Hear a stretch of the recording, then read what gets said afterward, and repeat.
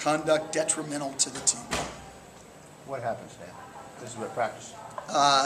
It was at the walkthrough, yeah, but we're not going to go any further into any more detail. That's conduct detrimental to the team, a couple of days away, and then we'll see where we go from there. So have you had this problem multiple times, or is this a one-time thing? Or? I mean, it's just, again, John, we're not going to comment on it any further. It's just, we've suspended him for conduct detrimental to the team, and we'll, he'll be gone. He'll be down for 2 games. We'll have Sunday off, and we'll sit and talk to him on Monday before the walkthrough. What is going on with him? What is going on?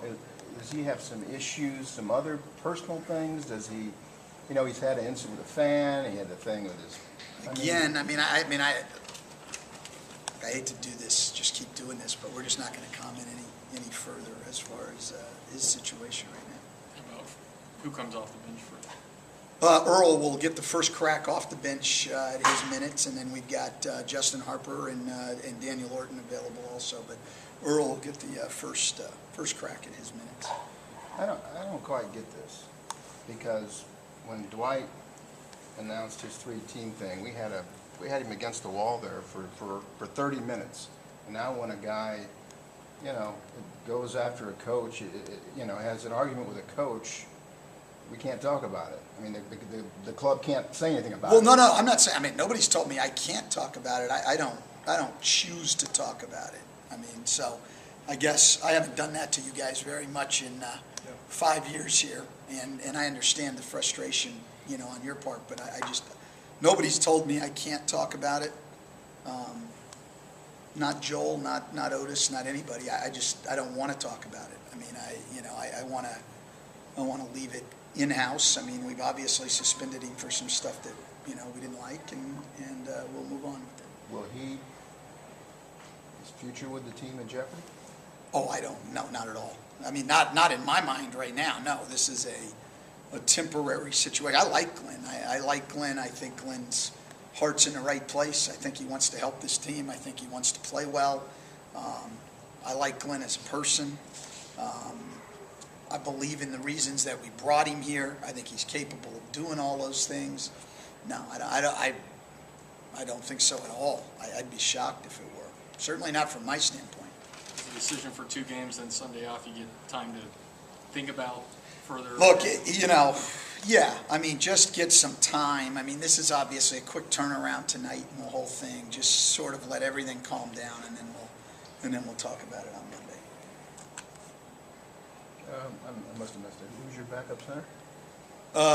Well, we'll bring Earl off the bench. We can play Earl and Ryan together some, and if we need to go bigger, we'll go with Daniel.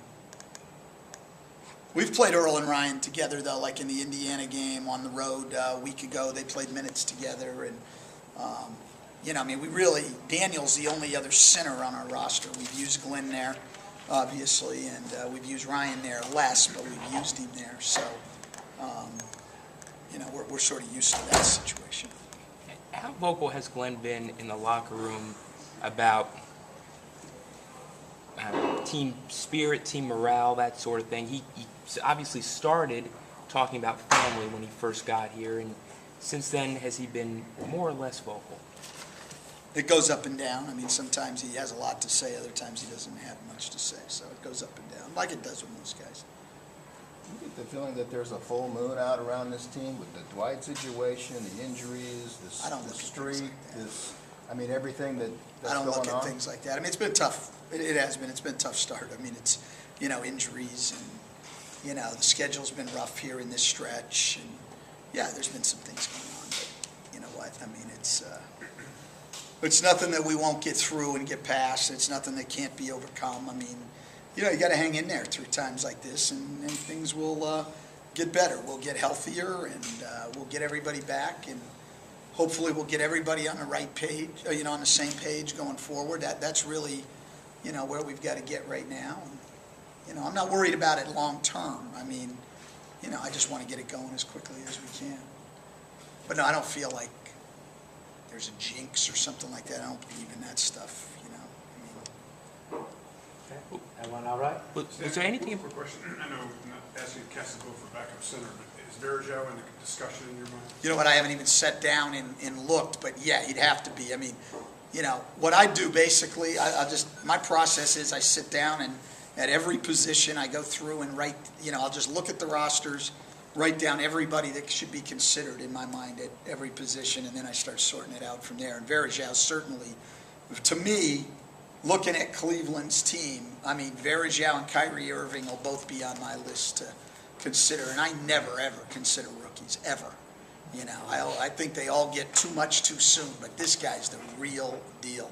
I mean, I watched 4 or 5 hours of film yesterday and was astounded, because I don't really watch much, you know, other than the teams we get ready to play. Like, I don't just sit down and watch games, you know. I spend all my time on who we're getting ready to play. So I'd seen snippets and I'd seen his numbers, and I knew he was pretty good. And then you sit there and watch the film and go, oh my God, this is Chris Paul, Derrick Rose, Darren Williams. I mean, these are the guys. I mean, that's the league he's in. I mean, he played like, what, 11 or 12 college games? I mean, it's astounding. This guy is the real deal. I mean, he can really, really, really play.